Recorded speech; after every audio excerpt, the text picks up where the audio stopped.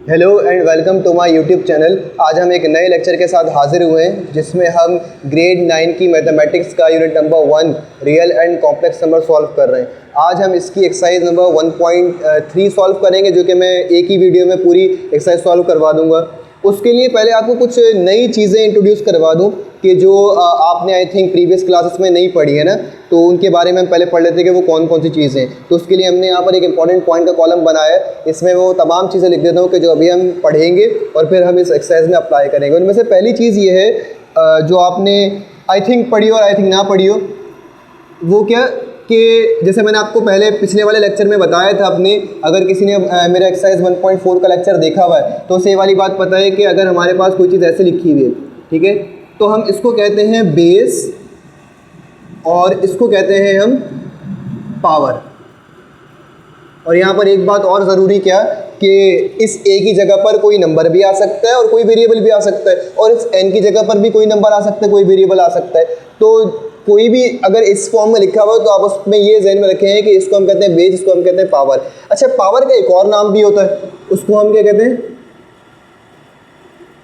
Exponent, ठीक है। और पावर का एक और नाम भी है जिसके बारे में अभी हम आगे पढ़ेंगे इसमें, ठीक है। अच्छा, अगर कभी किसी ने इस साइन को देखा हो, इस साइन को, जो कि आपने शायद 8 क्लास में सॉल्व किया होगा स्क्वायर रूट वाले सवाल, तो बहुत सारे बच्चे इसको स्क्वायर रूट का साइन कहते हैं। एक्चुअल में इस साइन का जो नाम है वो है रेडिकल। इसको हम कहते हैं बेसिकली रेडिकल। तो एक्सरसाइज 1.3 में हमारी जितनी भी स्टडी है वो इस रेडिकल साइन के ऊपर है। रेडिकल साइन कहते हैं, और एक और इसका नाम होता है, आप इसको ये भी कह सकते हैं अंडर रूट, ठीक है। लेकिन ये स्क्वायर रूट नहीं बोलेंगे आप इसको। अच्छा, स्क्वायर रूट क्यों इसको बोलते हैं उसका रीज़न मैं भी बता दूं कि इसको स्क्वायर रूट हम क्यों कहते हैं।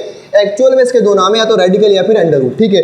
अब आते हैं इसकी तरफ कि इसकी और क्या क्या चीज़ें ऐसी हैं जो हम यहाँ पर पढ़ेंगे और उसको हम अप्लाई करेंगे आगे। देखिए, इस साइन के अंदर कोई भी आपके पास नंबर आ जाए या कोई भी वेरिएबल आ जाए, मिसाल के तौर पर मैं लिख देता हूँ यहाँ पर कि मेरे पास आ गया लेट सपोज ए, ठीक है। कभी भी रेडिकल साइन के अंदर कोई भी नंबर या कोई भी वेरिएबल आ जाए उसको आप बोलेंगे रेडिकेंट, यानी रेडिकेंट। ये इसकी स्पेलिंग आप सही से समझ लें, RADICAND, रेडिकेंट, ठीक है। यानी कोई भी नंबर या कोई भी वेरिएबल अगर रेडिकल साइन के अंदर आ जाए तो हम उसको क्या बोलते हैं? रेडिकेंट। और अगर इसके ऊपर कोई पावर आ जाए, मिसाल के तौर पर मैं यहाँ पर लिख दूँ 3, ठीक है, तो इस चीज़ को हम कहते हैं इंडेक्स। इसको हम क्या कहते हैं? इंडेक्स।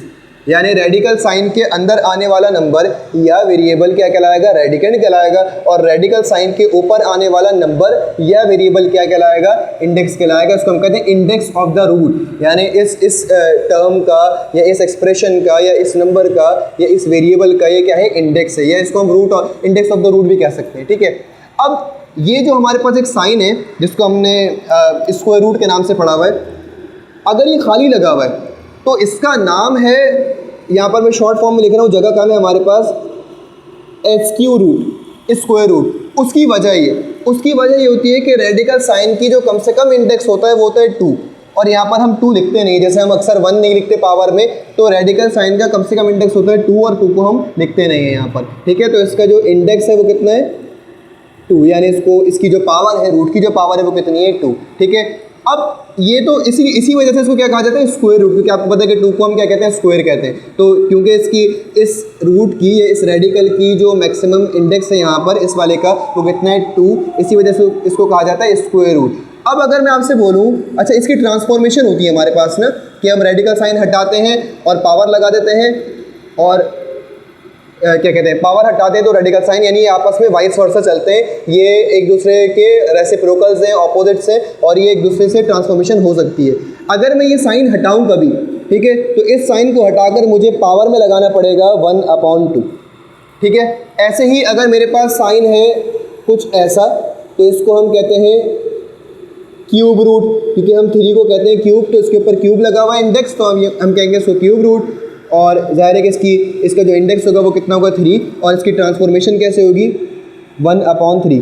यानी जब भी रूट हटेगा तो उसके जिस भी नंबर के ऊपर रूट लगा हुआ है, ठीक है, तो उस नंबर के ऊपर पावर आ जाएगी 1/, की फॉर्म में। और 1/, की फॉर्म का मतलब ये हुआ कि 1/, के बाद जो भी इस रूट का इंडेक्स होगा वो किस में आ जाएगा, डिनोमिनेटर में। जैसे मैंने बताया कि अगर कोई भी इंडेक्स नहीं लगा इसका मतलब इसका इंडेक्स क्या होगा, 2, तो ये हो गया 1/2। इसका इंडेक्स कितना हो गया, 1/3। अच्छा अगर लिखा हुआ हो आपके पास n, तो ये क्या हो जाएगा, इसको हम बोलते हैं nth रूट, ठीक है, nth रूट। और इसकी पावर कितनी है, n, मतलब इसका इंडेक्स कितना है, n, और इसकी ट्रांसफॉर्मेशन किस में होगी, 1/n में। यानी आप आंखें बंद करके अभी काम कर सकते हैं ट्रांसफॉर्मेशन वाला।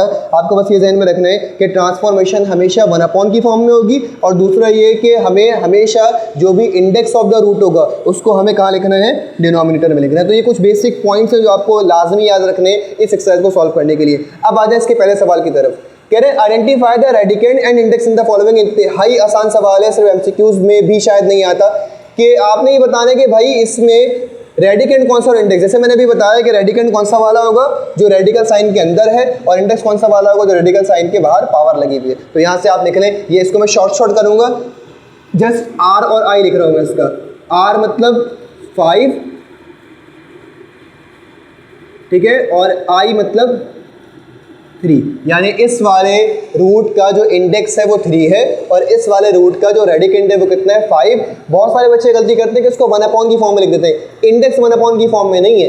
इंडेक्स जो है वो बेसिकली उसी फॉर्म में जिस फॉर्म में वहाँ पर लिखा हुआ है। जब ये रेडिकल साइन हटता है तो पावर बन जाती है, पावर 1/, की फॉर्म में आएगी हमेशा। यानी इसका जो इंडेक्स है, ये इंडेक्सेस हैं सारे, स्क्वायर रूट का इंडेक्स 2, क्यूब रूट का 3 और nth रूट का n, और इनकी जो रेसिप्रोकल जब आप निकालेंगे यानी इसकी ट्रांसफॉर्मेशन करेंगे तो ये 1/, की फॉर्म में आ जाएगा इस तरीके से। अब आ जाए इसका रेडिकेंड निकालें। इसका रेडिकेंड कितना है, जो भी रेडिकल साइन के अंदर है। तो क्या है रेडिकल साइन के अंदर, यहाँ पर है x और y, तो आप इसको लिखेंगे x/y। और इंडेक्स में पावर कितनी है यहाँ पर, 4, तो ये आ गया 4। यहाँ पर इसका रेडिकेंड कितना है, इसका रेडिकेंड है x² yz, और इसका इंडेक्स कितना है, इसका इंडेक्स है 5। अब बच्चे बहुत सारे ये सवाल करते हैं कि सर यहाँ पर ये 2 क्यों नहीं है इंडेक्स। तो याद रखिएगा इंडेक्स जो है वो रूट की पावर है, ठीक है। तो ये रूट की पावर नहीं है, ये x की पावर है। तो x की पावर को हम इंडेक्स में शुमार नहीं करेंगे। तो यहाँ पर हमारा पहला सवाल कंप्लीट हो गया। अब दूसरे सवाल की तरफ आ जाए। कह रहे transform the following into exponential form, यानी इन सबको ट्रांसफॉर्म कर दे। मैंने ट्रांसफॉर्मेशन आपको यहाँ पर सिखाई है कैसे करना है ट्रांसफॉर्मेशन। ट्रांसफॉर्म करें, कौन सी फॉर्म में है ये, किस में करना है, एक्सपोनेंशियल में करना है। एक्सपोनेंशियल में करना है, इसका मतलब ये किस फॉर्म में होंगे, रेडिकल फॉर्म में। रेडिकल फॉर्म कौन सी होती है, ये वाली। यहाँ पर मैं लिख देता हूँ, ये है रेडिकल फॉर्म और ये है इसकी एक्सपोनेंशियल फॉर्म। हमारे पास बेसिकली दो तरह से जो है वो हमारे पास लिखा हुआ होता है सवाल ना, या तो कभी एक्सपोनेंशियल में होगा या फिर कभी किसी में होगा रेडिकल में। एक्सपोनेंशियल में है तो आप रेडिकल में कर सकते हैं, रेडिकल में है तो आप इसको एक्सपोनेंशियल में ट्रांसफॉर्म कर सकते हैं आसानी के साथ। यहाँ पर देखें, यहाँ पर इन्होंने एक रेडिकल साइन लगाया हुआ है और इसके अंदर है 3/4। तो मैंने आपको क्या कहा था कि रेडिकल साइन हटेगा और रेडिकल साइन पर जो भी पावर होगी वो 1/, की फॉर्म में आ जाएगी। तो सबसे पहले आप इसके अंदर जो रेडिकेंड है उसको लिख लें, 3/4, ठीक है। अब इसके ऊपर कोई भी पावर नहीं है, तो मैंने आपको कहा था कि इसकी मिनिमम पावर कितनी है, 2। तो इसका मतलब ये 1/2 की फॉर्म में यहाँ पर इसकी पावर में जनरेट हो जाएगा। इसका मतलब ये कौन सा रूट है, स्क्वायर रूट है। मैंने बताया आपको कि स्क्वायर रूट हमेशा ट्रांसफॉर्म किस में होगा, 1/2 की फॉर्म में होगा।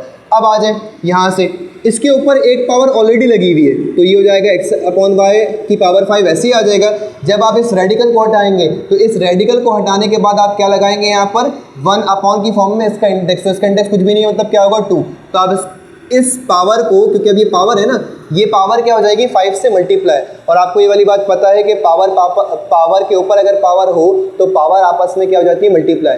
तो इसको जब आप मल्टीप्लाई करेंगे तो क्योंकि यहाँ पर जगह थोड़ी सी कम है तो मैं इसको यहीं पर इसका आंसर लिख देता हूँ, ये हो जाएगा 5।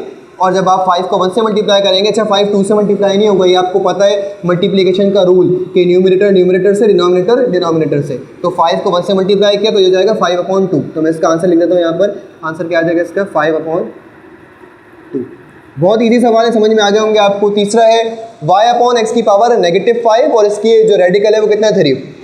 यहाँ पर हमें एक स्टेप इजाफी करना पड़ेगा, वो क्या, हमेशा याद रखिएगा जब भी पावर नेगेटिव में आ जाए तो हम अपनी पूरी कोशिश करते हैं कि उस नेगेटिव पावर को पॉजिटिव बना दें ताकि हमारा एक्सप्रेशन जो है वो पॉजिटिव एक्सप्रेशन काउंट हो, शुमार हो। तो इसको करने का तरीका क्या है, यहाँ पर -5 है तो उसको मैं +5 कैसे बनाऊंगा। बहुत सिंपल सा ट्रिक है इसकी।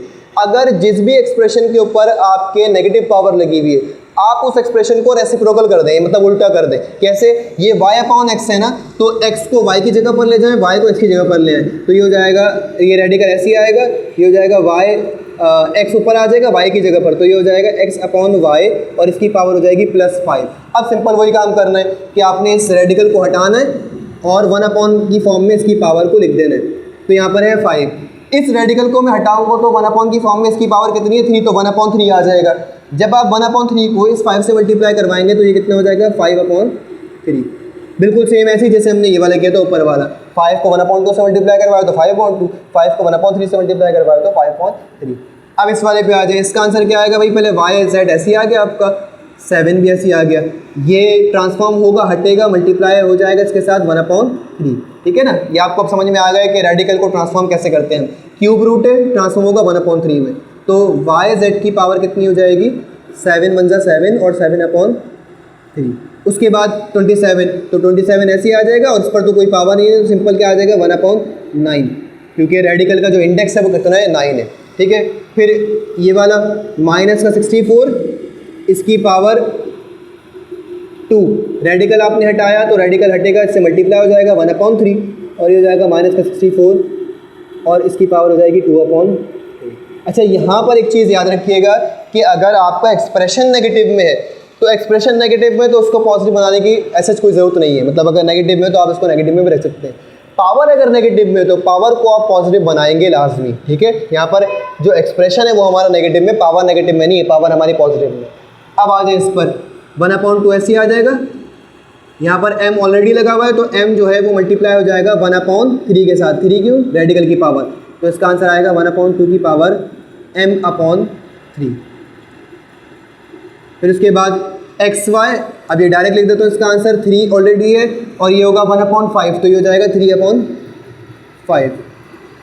सारे इजी क्वेश्चन हैं, एक सवाल करने के बाद आप सारे खुद कर सकते हैं। इसमें देखिए 2 अलग काम होंगे, हमेशा याद रखिएगा। अगर किसी एक्सप्रेशन पर डबल रूट लग गया है तो डबल रूट में होता ये है कि पहले अंदर वाले रूट को सॉल्व करेंगे, बाद में बाहर वाले को, यानी पहले इस वाले को ट्रांसफॉर्म करेंगे। जब आप पहले अंदर वाले को ट्रांसफॉर्म करेंगे तो ये हो जाएगा 4 अपॉन 3, ये कौन सा वाला है? स्क्वायर रूट, क्योंकि इस पर कोई इंडेक्स नहीं है तो मतलब ये 1 अपॉन 2, और ये वाला रूट अभी बाहर ऐसे ही रहेगा 3 वाला। अब अगले स्टेप में आप इस वाले रूट को हटाएंगे तो इसकी पावर को 1 अपॉन 2 से क्या करवा देंगे? मल्टीप्लाई। तो 4 अपॉन 3 को आप 4 अपॉन 3 की पावर 1 अपॉन 2 को आप मल्टीप्लाई करवा देंगे किससे? 1 अपॉन 3 से। देखिए क्या किया हमने, इस एक्सप्रेशन पर जो पहला रूट था वो था स्क्वायर वाला, इसको हमने हटाया तो 1 अपॉन 2 लगाया। दूसरा रूट था क्यूब रूट वाला, तो इसको हमने हटाया तो 1 अपॉन 3 लगाया और मल्टीप्लाई कर दिया। मल्टीप्लाई करेंगे तो उसका आंसर क्या आ जाएगा? 4 अपॉन 3 ऐसे ही आ जाएगा। 1 को 1 से मल्टीप्लाई करवाया, अच्छा इसको बल्कि यहीं पर लिख देता हूँ क्योंकि ये शायद कैंसिल हो जाएगा वीडियो में। आप यहाँ तक देखें, उसके बाद फिर मैं इसका डायरेक्ट आंसर लिख देता हूँ। 1 को 1 से मल्टीप्लाई करवाया, 1 1 जा 1, 2 को 3 से करवाया, कितना हो गया? 6, तो इसका आंसर आएगा आपके पास 1 अपॉन 6। ये यहाँ पर मैंने डायरेक्टली इसको मल्टीप्लाई करवा दिया ताकि आपके पास ये वीडियो में पूरा है। ठीक है, तो यहाँ पर हमारा इसका दूसरा सवाल कंप्लीट हो गया। अब चले तीसरे सवाल की तरफ। कह रहे transform the following into radical form. अब हमें इसका उल्टा काम करना है, यानी पहले हमने क्या किया? रेडिकल को एक्सपोनेंशियल में किया, अब हमें एक्सपोनेंशियल में दिया हुआ है, किसमें करना है? रेडिकल में। तो पहले हमने क्या किया था कि हम रेडिकल हटाते थे और जो भी रेडिकल का इंडेक्स होता था उसको हम 1 अपॉन की फॉर्म में पावर बना देते थे। अब हमने क्या काम करना है कि अब हमें ये पावर ऑलरेडी गिवन है तो हम इसको हटाएंगे और इसको क्या बना देंगे? रेडिकल और उसका इंडेक्स। कैसे? देखिए आप पहले इस नंबर को ऐसे रखेंगे, 5 की पावर 3 ऐसे रहेगा। ठीक है, और 5 की पावर 3 के ऊपर पावर कितनी है? 1 अपॉन 7। तो आपको पता है कि 1 अपॉन की फॉर्म में हमेशा क्या होता है? रेडिकल। तो सबसे पहले आपने यहाँ पर लगाया रेडिकल, और जो भी डिनोमिनेटर में पावर होगी वो पावर इसका क्या बन जाएगा? रूट का इंडेक्स। तो यहाँ पर इस तरीके से इसको आप सॉल्व करें। क्या किया हमने कि हमने अंदर वाले एक्सप्रेशन को ऐसे रखा, इस 1 अपॉन 7 को हमने रेडिकल 7 में ट्रांसफॉर्म कर दिया। तो ये आपको आता है, हम पीछे कर चुके। अब यहाँ पर हमें एक स्टेप और करना पड़ेगा। देखें, पहला तो क्या होगा कि आपने इस 1 अपॉन 3 को ट्रांसफॉर्म कर दिया किसमें? क्यूब रूट में। ठीक है ना, 1 अपॉन 3 ट्रांसफॉर्म हो जाएगा क्यूब रूट में, और ए बी माइनस 2।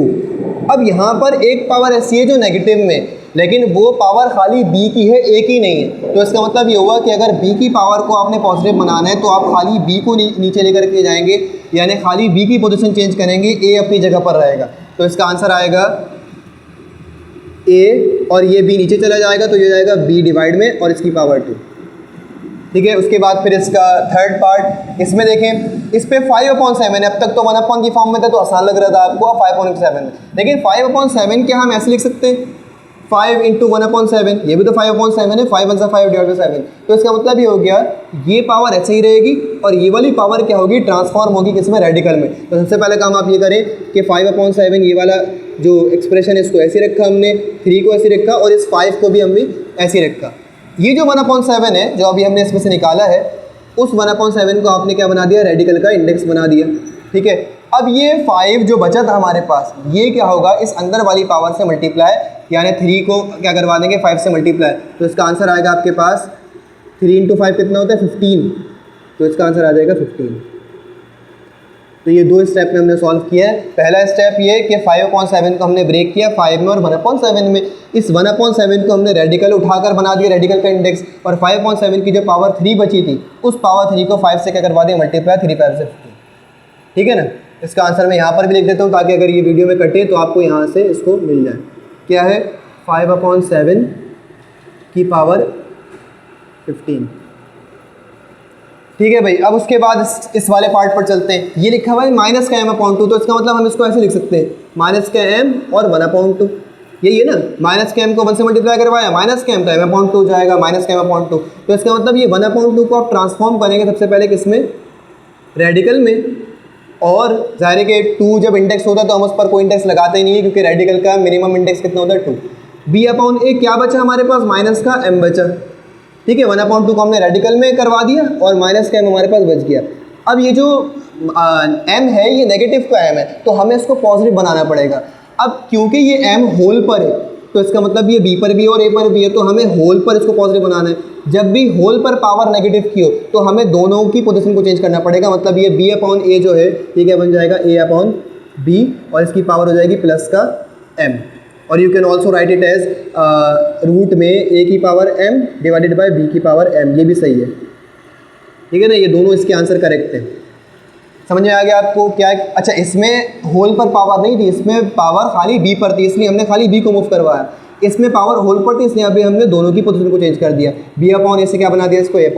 अब ये इसका आखिरी पार्ट है, ये भी बहुत ईजी है, 1/5 है, इसको आप क्या बना देंगे, रेडिकल और इसकी पावर इंडेक्स। ठीक है ना। हमेशा सबसे पहले ये एक्सपोनेंट जो है वो रेडिकल में कन्वर्ट होगा, उसके बाद फिर आपने ये लिख देना है 11/12 और 12/13। तो यहाँ पर हमारी जो एक्सरसाइज 1.3 है ये कंप्लीट हो गई। इंशाल्लाह फिर नेक्स्ट लेक्चर में आपसे मुलाकात होती है। Stay tuned.